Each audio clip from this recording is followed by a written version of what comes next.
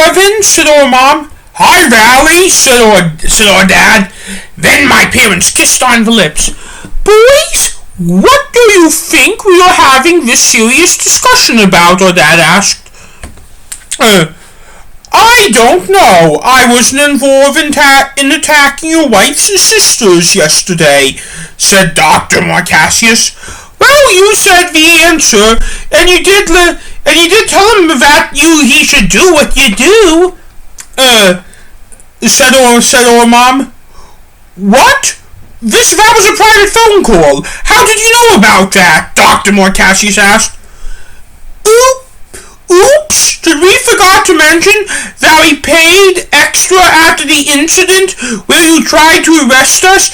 We paid extra for the ability to overlook phone calls? Or Dad asked. We didn't forget. We just didn't tell them, answered our Mom. Oh yeah, said our Dad. Our parents then both laughed sinisterly. Ha ha ha ha. What damage did we do to them? Well, now, Sam and George, none of my sisters want anything to do with you two also until you get your behavior back under control, said our Mom. I then felt Dr. Marcassius put his hand on my shoulder. Are we still going to need to go to that asylum? George asked, switching the subject a little bit. We decided that because we have come to realize if my sisters can't make you come clean about it, then no one will, especially in an asylum, or Mom answered. So why are you here to discipline us, I asked. Morven, show them the photos, or Mom said to her Dad. Right on, Valley. Or Dad was on his phone for a few minutes and the photos were pulled up. Here you go, said my Dad. My Dad then kissed my Mom on the cheek just to look cool, and my Mom giggled after he did that because it made her feel loved. Somehow I think she was really happy right now because she loves getting the way of us. She loves getting the way she is disciplining us. Here are the photos, said our Mom. I saw George look at Aunt Heather. Her face was covered in cuts and scrapes. George, I could tell, looked sorry. When I could tell Aunt Catherine, she pretty much looked the same way, and I felt sorry about it. Dr. Marcassius, I could tell, looked unhappy. I wonder if he feels like we were a little too harsh on them. We're sorry, said George. Yeah, we're sorry, I said.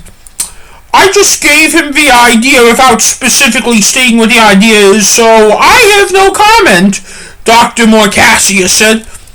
We know better than to harass you, than to harass the secret out of you, so we are not going to put you in the asylum, said Dad. However, we are still going to discipline you for your actions against Aunt Heather and Catherine, said our Mom. You too, Dr. Marcassius, because you did give him our ideas, said our Dad. Dr. Marcassius nodded and rolled his eyes and said no words. You will not be joining us for Thanksgiving. We're going to have it here in Robbinsog. You're going to stay in your room, so Mom. Your aunts will be here, including your Aunt Diane, who will be in from Seattle. You cannot leave your room, said our Dad. Is that all who will be here? Dr. Marcassius asked. Yep, just me and my sisters. Can we leave our room to go to the restroom? I asked. Yes, we're just going to pretend like you don't exist, answered our Dad. Are you going to feed us? George asked. Yep, we will provide you the same room except in your room, answered our Mom. Is that it for questions regarding Thanksgiving? Our Dad asked. Well, I have no more. Neither do I, said George. Nope, I've got none, said Dr. Marcassius. Now, we need to discuss your aunt's medical bills, said our Mom. Just then something happened which I was not expecting to happen. Stop, said Dr. Marcassius, jumping out of his seat. Why should I, our Mom asked. Because I gave Sam the idea. I should pay for it, said Dr. Morcassius. That's really odd, especially considering the fact that you were furious with that $300 cleaning bill, said our dad. Because I didn't do anything. Because I didn't do anything wrong. George did. Here I am legitimately confessing to doing something wrong, Dr. Morcassius explained. Hold on. I want to split the cost with you. You spread the idea to me directly, and I was the one who spread it to George. Mom and Dad, we will split it. I agree with this. It is what I am saying if there were any. So I agree with this. It's what I was saying if there were any. So Mom, what? Dr. Morcassius asked. You heard correctly. The insurance covered it all, said our dad. Otherwise, you two would both be down several $1,000s, said our mom. Oh, okay, said Dr. Morcassius. I think we have all learned a lesson. You know how you were getting disciplined? You can go back to resume your day, so Mom. Can you make us a big dinner because we haven't had lunch, I asked our Mom. I have a pot roast cooking, said our Mom. Thanks, Mom, I said. I then went to a room with Dr. Morcassius and George. We're sorry if you had plans on Thanksgiving, I said to Dr. Morcassius. It's okay. I wasn't going anyhow because I'm on bad terms with my aunts to begin with. And in my opinion, I think we got off quite easy, said Dr. Morcassius. I'm glad you didn't look at it like that, I said. Thanks, I guess, said Dr. Morcassius. George, I am sorry if I ruined Thanksgiving for you too, I said to George. It was better than going to an asylum, said George. Who knows? Maybe I can get us to go to Hannah's, said Dr. Morcassius. Apparently we were overheard because then the door opened. No going to Hannah's for Thanksgiving either, said our Mom. Does that include the other way around? Asked Dr. Morcassius. Yes, our Mom answered, and then our Mom cackled and shut the door. She'll understand, said Dr. Morcassius, looking awkward. Is there anything else you want us to talk about? Yes, there is, said Dr. Morcassius. We have your undivided attention, said George. Don't put knives in the cup if you have to do something like that again, said Dr. Morcassius.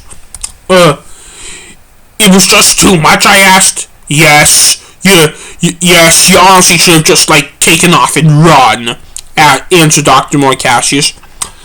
I really wish you were there, I said. I do too. The whole situation would have, in the end, turned out differently if I had been there. But again, it was a situation where neither side could really win. They don't want you around them, I reminded. Same for you two, Dr. Morcassius reminded. True, George acknowledged.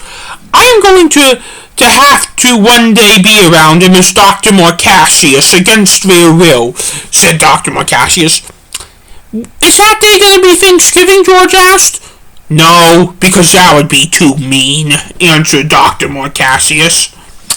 No offense, but that does sound a little bit hypocritical of what you told me yesterday, I said. None taken, but you were a little bit right, said Dr. Morcassius. You sure do seem to have matured today. Are you talking to me, Dr. Morcassius? Are you talking to me, Dr. Morcassius asked. Yes, George answered. Thanks, I guess. I never really thought about that, said Dr. Morcassius. That actually can be a problem, I asked. How, Dr. Morcassius asked. Because it can impact how much you understand the seriousness of an issue, which can be pretty serious, I answered.